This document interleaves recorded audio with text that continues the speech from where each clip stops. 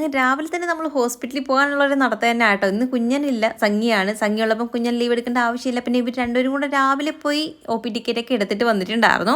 അങ്ങനെ പിന്നെ നമ്മൾ നടന്ന് ബസ് കയറി നമ്മൾ NS ഹോസ്പിറ്റലിൻ്റെ അവിടെ ചെന്ന് ഇറങ്ങി. കുറേ പേര് ചോദിച്ചായിരുന്നു ഏത് ഹോസ്പിറ്റലാണ്. NS ആയിരുന്നു കേട്ടോ.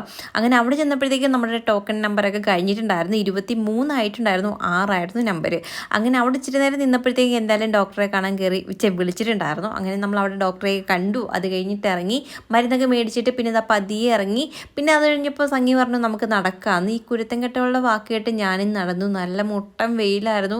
അയ്യോ തലവേദന കൂടുമോ എന്നൊരു പേടിയുണ്ടായിരുന്നു. പിന്നെ വരുന്ന വഴിക്ക് കാടുമ്പടലൊക്കെ പറിച്ചിട്ടുണ്ടായിരുന്നു. നല്ല രസമുണ്ടായിരുന്നു പോകുകയാണെങ്കിൽ കേട്ടോ. നേരത്തെ നമ്മുടെ വീട്ടിലുണ്ടായിരുന്നു. അങ്ങനെ അതും പറിച്ച് അങ്ങനെയും നടന്നു.